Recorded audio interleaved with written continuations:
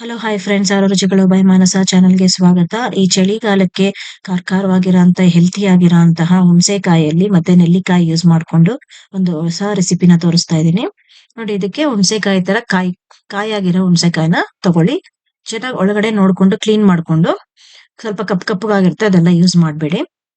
ನೋಡಿ, ಇದನ್ನ ಒಂದು ಪಾತ್ರೆಗೆ ಇಟ್ಕೊಂಡು ಎಲ್ಲ ಹುಣಸೆಕಾಯಿನೂ ಕ್ಲೀನ್ ಆಗಿ ತೊಳೆದು ಈ ತರ ಎಲ್ಲ ಅರ್ಧ ಕಟ್ ಮಾಡ್ಕೊಂಡು ಹಾಕೊಳ್ಳಿ. ಮತ್ತೆ ನೋಡಿ, ಈ ತರ ಒಳಗಡೆ ಈ ತರ ಕೊಳ್ತೋಗಿರುತ್ತೆ, ಅದನ್ನ ತೆಗ್ದು ಹಾಕ್ಬಿಡಿ. ಅದನ್ನ ಹಾಕಕ್ ಹೋಗ್ಬೇಡಿ. ಕ್ಲೀನ್ ಆಗಿ ನೋಡ್ಕೊಂಡು ಹಾಕೊಂಡು ಅದ್ ಮುಳುಗೋ ಅಷ್ಟು ನೀರ್ ಹಾಕೊಂಡು ಚೆನ್ನಾಗಿ ಸ್ವಲ್ಪ ಒಂದ್ 10 ನಿಮಿಷ ಬಾಯ್ಲ್ ಮಾಡಿದ್ರೆ ಸಾಕದು. ಈ ತರ ಸಿಪ್ಪೆ ಎಲ್ಲ ಬಿಟ್ಕೊಳುತ್ತೆ. ನೋಡಿ, ಈ ತರ ಸಿಪ್ಪೆ ಎಲ್ಲ ಬಿಟ್ಕೊಂಡು ಚೆನ್ನಾಗಿ ಸಾಫ್ಟ್ ಆಗಿರುತ್ತೆ. ಇವಾಗ ಇದನ್ನ ಹಾಫ್ ಮಾಡ್ಕೊಂಡು ನಾವ್ ಇದನ್ನ ಚೆನ್ನಾಗಿ ಸ್ಮ್ಯಾಶ್ ಮಾಡಿ ಆ ರಸನೆಲ್ಲ ತಗೊಳ್ಳೋಣ. ಇದರಲ್ಲಿ ನಾರು ಬೇರೆ ಎಲ್ಲ ಇರುತ್ತಲ್ಲ, ಅದನ್ನೆಲ್ಲ ತೆಗ್ದು ಹಾಕ್ಬಿಟ್ಟು ಬೀಜನ ಎಲ್ಲನೂ ನೋಡಿ ಈ ತರ ಚೆನ್ನಾಗಿ ಸ್ಮ್ಯಾಶ್ ಮಾಡ್ಕೊಳ್ಳಿ. ಇದನ್ನ ಫಿಲ್ಟರ್ ಮಾಡ್ಕೊಳ್ಳಿ. ಇದು ಹುಣಸೆಕಾಯಿ ನೀವು ಸ್ವಲ್ಪ ಟೇಸ್ಟ್ ನೋಡಿ, ತುಂಬಾ ಹುಳಿ ಆಗಿದ್ರೆ ಇದಕ್ಕೆ ಹಸಿಮೆಣಸಿನ್ಕಾಯಿನ ಯೂಸ್ ಮಾಡ್ಕೋತೀವಿ. ಸ್ವಲ್ಪ ಜಾಸ್ತಿ ಹಸಿಮೆಣಸಿನ್ಕಾಯಿನ ಯೂಸ್ ಮಾಡ್ಕೊಳ್ಳಿ. ಸ್ವಲ್ಪ ಸ್ವೀಟ್ ಆಗಿದ್ರೆ ಕಡಿಮೆ ಹಸಿಮೆಣಸಿನ್ಕಾಯಿನ ಯೂಸ್ ಮಾಡ್ಕೊಳ್ಳಿ. ನೋಡಿ, ಇವಾಗ ಹುಣಸೆಕಾಯಿ ಸೀಸನ್ ಆಗುವಷ್ಟರಲ್ಲಿ ಈ ರೆಸಿಪಿನ ಟ್ರೈ ಮಾಡಿ ಕಮೆಂಟ್ ಬಾಕ್ಸ್ ಅಲ್ಲಿ ಕಮೆಂಟ್ ಹಾಕಿ ಫ್ರೆಂಡ್ಸ್. ನೋಡಿ, ಇವಾಗ ಇದೆಲ್ಲ ಚೆನ್ನಾಗಿ ಫಿಲ್ಟರ್ ಆಗಿದೆ. ಇದಕ್ಕೆ ನಾನು 750 ಗ್ರಾಮ್ಸ್ ಹುಣಸೆಕಾಯಿಗೆ 300 ಗ್ರಾಮ್ಸ್ ಹಸಿಮೆಣಸಿನ್ಕಾಯಿನ ತಗೋತಾ ಇದ್ದೀನಿ.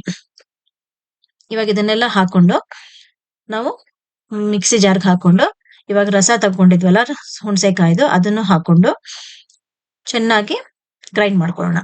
ಚೆನ್ನಾಗಿ ಪೇಸ್ಟ್ ಆಗೋ ತನಕ ಗ್ರೈಂಡ್ ಮಾಡ್ಕೊಳ್ಳಿ. ನೋಡಿ, ಈ ತರ ಚೆನ್ನಾಗಿ ಪೇಸ್ಟ್ ಆಗಿರ್ಬೇಕು. ಅದೇ ತರ 300 ಗ್ರಾಮ್ಸ್ ನ ಹಾಕೊಂಡು ಪೇಸ್ಟ್ ಮಾಡ್ಕೊಳ್ಳಿ. ಮತ್ತೆ ಇದಕ್ಕೆ ನೆಲ್ಲಿಕಾಯಿನೂ ಕೂಡ ನೋಡಿ, ನೆಲ್ಲಿಕಾಯಿನ ಈ ತರ ಜಜ್ಕೊಂಡು ಹಾಕಿ. ಜಜ್ಕೊಂಡು ಏನಕ್ಕೆ ಹಾಕೋತಾ ಇದೀವಿ ಅಂತಂದ್ರೆ, ಜಜ್ಕೊಂಡ್ರೆ ಡಿಫ್ರೆಂಟ್ ಟೇಸ್ಟ್ ಬರುತ್ತೆ. ನೀವು ಕಟ್ ಮಾಡಿ ಹಾಕಿದ್ರೇನೆ ಡಿಫ್ರೆಂಟ್ ಟೇಸ್ಟ್ ಬರುತ್ತೆ. ಮತ್ತೆ ಬಾಯ್ಲ್ ಮಾಡಿದ್ರೂ ಡಿಫ್ರೆಂಟ್ ಟೇಸ್ಟ್ ಬರುತ್ತೆ. ಅದಕ್ಕೆ ಈ ತರ ಜಜ್ಕೊಂಡು ಹಾಕೋದ್ರೆ ಸ್ವಲ್ಪ ಟೇಸ್ಟ್ ಚೆನ್ನಾಗಿ ಬರುತ್ತೆ. ಅದಕ್ಕೆ ಎಲ್ಲ ಒಂದು 10 ನೆಲ್ಲಿಕಾಯಿನ ನಾನು ಜಜ್ಕೊಂಡು ಇದಕ್ಕೆ ಹಾಕೋತಾ ಇದ್ದೀನಿ. ಮತ್ತೆ ಇದಕ್ಕೆ ನಾವು 1.5 ಸ್ಪೂನ್ ಅಷ್ಟು ಸಾಸಿವೆ, ಮತ್ತೆ ಒಂದು ಅರ್ಧ ಸ್ಪೂನ್ ಅಷ್ಟು ಮೆಂತ್ಯನು ಹಾಕೊಂಡು ಚೆನ್ನಾಗಿ ಅದು ಸ್ವಲ್ಪ ಬ್ರೌನ್ ಕಲರ್ ಬರೋ ತನಕ ಫ್ರೈ ಮಾಡ್ಕೊಳ್ಳಿ. ಸ್ವಲ್ಪ ಚಟ ಅಂತ ಸೌಂಡ್ ಬರುತ್ತೆ, ಅಲ್ಲಿ ತನಕ ಇದನ್ನ ಚೆನ್ನಾಗಿ ಫ್ರೈ ಮಾಡ್ಕೊಳ್ಳಿ.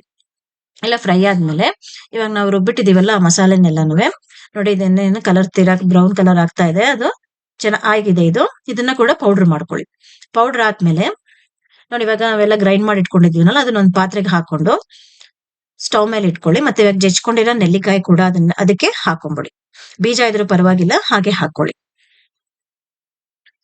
ಮತ್ತೆ ಒಂದು 2 ಸ್ಪೂನ್ ಅಷ್ಟು ಉಪ್ಪು. ಮತ್ತೆ ಇವಾಗ ನಾವು ಸಾಸಿವೆ ಮತ್ತೆ ಮೆಂತ್ಯನ ಕೂಡ ಫ್ರೈ ಮಾಡ್ಕೊಂಡು ಪೌಡರ್ ಮಾಡ್ಕೊಂಡ್ವಲ್ಲ, ಅದನ್ನು ಕೂಡ ಇದನ್ನ ಹಾಕೊಳ್ಳಿ. ಒಂದ್ ಸ್ವಲ್ಪ ತರ್ತರಿ ಆಗಿದ್ರು ಪರವಾಗಿಲ್ಲ ಪೌಡರು. ಅದನ್ನ ಪೌಡರ್ ಮಾಡ್ಕೊಂಡು ಎಲ್ಲಾ ಪೌಡರ್ನ ಹಾಕ್ಬಿಡಿ ಅದಕ್ಕೆ. ಮತ್ತೆ ಇವಾಗ ಇದಕ್ಕೆ ಒಗ್ಗರಣೆ ಕೂಡ ಹಾಕೊಳ್ಳೋಣ. ಅದೊಂದು 10 ನಿಮಿಷ ಬೆದ್ರೆ ಸಾಕು. ಒಗ್ಗರಣೆಗೆ ಸಾಸಿವೆ ಮತ್ತೆ ಇಂಗು 2 ಐಟಮ್ ಇದಕ್ಕೆ ಹಾಕೊಳ್ಳೋದು. ಸಾಸಿವೆ 1.5 ಸ್ಪೂನು, ದೊಡ್ಡ ಸ್ಪೂನ್ ಅಲ್ಲೇ, ನಾರ್ಮಲ್ ಸ್ಪೂನ್ ಅಲ್ಲಿ. ಮತ್ತೆ ಇಂಗುವ ಅದು 1 ಸ್ಪೂನು, ಜಾಸ್ತಿನೇ ಹಾಕೊಳ್ಳಿ. ಇಂಗು ಟೇಸ್ಟ್ ಚೆನ್ನಾಗಿರುತ್ತೆ. ಹಾಕೊಂಡು ಇವಾಗ ನೋಡಿ 10 ಮಿನಿಟ್ಸ್ ಅದು ಚೆನ್ನಾಗಿ ಕುದ್ದಿದೆ.